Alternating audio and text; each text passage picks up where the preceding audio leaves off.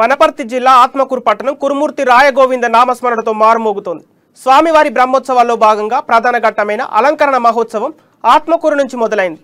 మొక్కెర వంశీయులు బహూకరించిన స్వర్ణ ఆభరణాలను ఆత్మకూరులోని SBI bank లాకర్లో భద్రపరిచారు.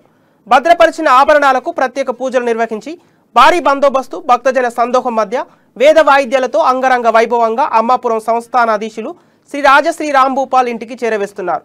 స్వామివారి అలంకరణ మహోత్సవంలో మక్తలి ఎమ్మెల్యే చిట్టెం రామ్మోహన్ రెడ్డి, మహబూబ్ నగర్ జిల్లా జెడ్పీ చైర్పర్సన్ స్వర్ణ సుధాకర్ రెడ్డి భక్తులు అధిక సంఖ్యలో పాల్గొన్నారు.